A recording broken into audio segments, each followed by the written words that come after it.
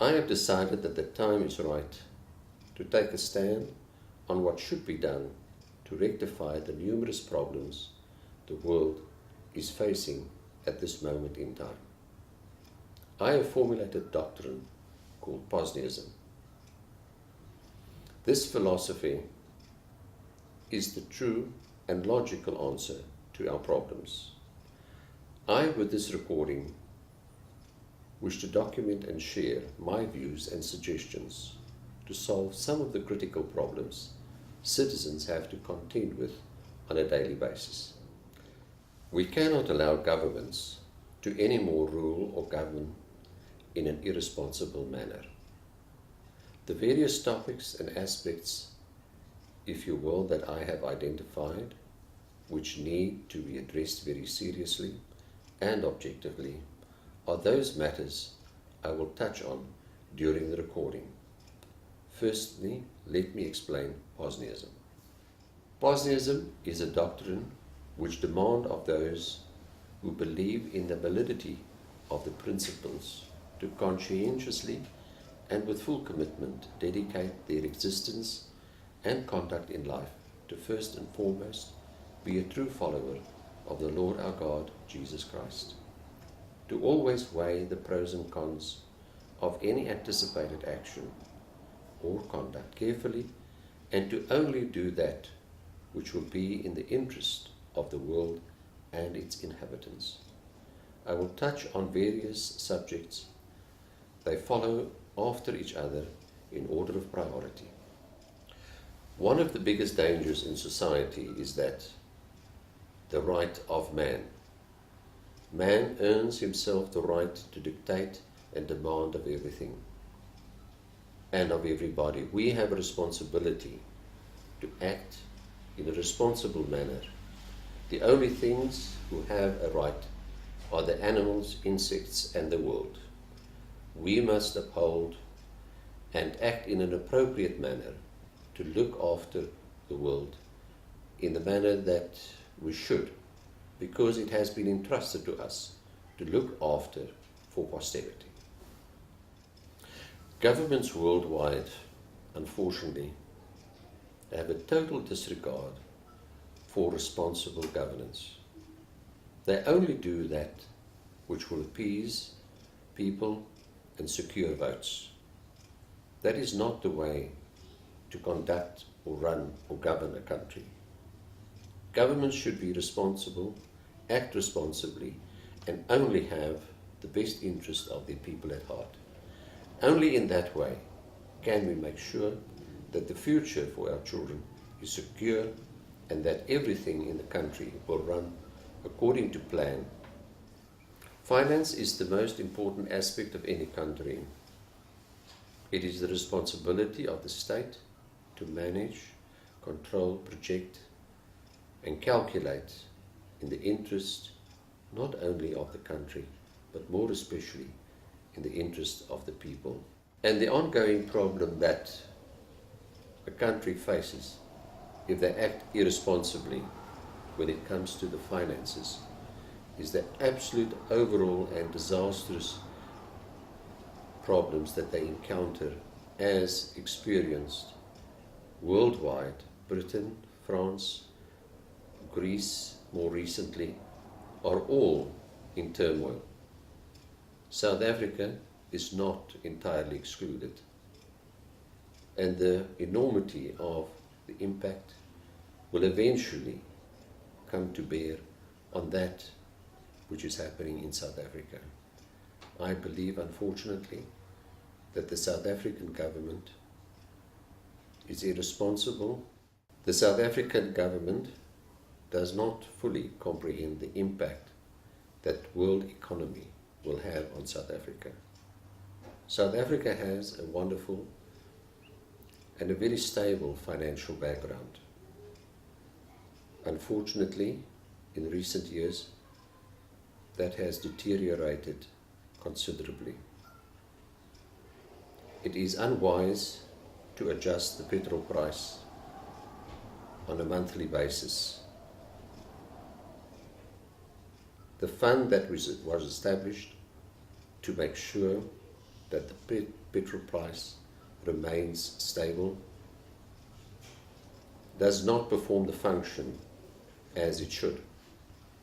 If you up the petrol price one day and then reduce it the following month, retailers and everybody on the bandwagon will do their best to exploit and increase prices which will never come down. That unfortunately is happening on a daily basis. Prices go up, then are reduced slightly, but the very next day it is increased again. That makes a mockery of the fund itself.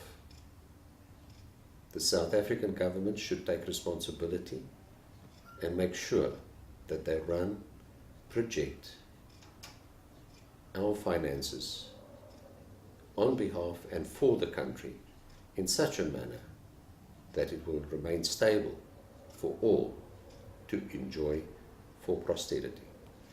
It is not the responsibility of the government to create jobs.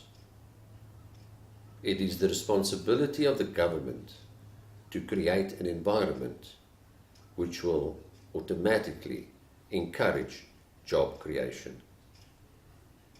To interfere in an unnatural way will not stimulate but destroy the whole infrastructure. Unfortunately, with the input of the trade unions and all the pressure that's being exerted, we are not accomplishing anything at the end of the day. The South African government, and in South Africa, it is very likely to create more than 1 million jobs in 1 year. But then the South African government should take responsibility, listen to people who know how to do it, and seek advice if they don't know how. To interfere the way that they have and demand salaries which is not sustainable does not make sense at all at the end of the day. Because at the end of the day, no jobs will be created.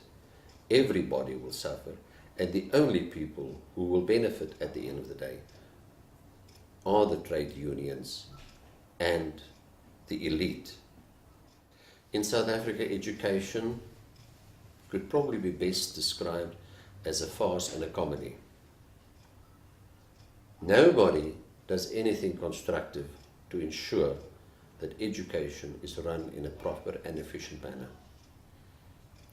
If the systems and technology is used, more than the students that currently receive education will be able to be accommodated by skilled and fully trained teachers, professors, and doctors. But it is the government that must make the decision to acquire the services of those people who are able to advise and assist us and them in this matter. Why are our jails full? Our jails are not full because people have to steal because they have not been educated and they do not have a job. That is the most ridiculous excuse conceivable. Correctional services, however, is sitting with a massive problem in that they have people housed in the facilities that makes the whole facility an absolute disaster. There are more people inside and there are more people that they have to accommodate than that they have facilities for. How to solve this problem? The jails can be emptied or very close to that. The jails could be left with only 20% of the inmates within a period of a month. But then the government must again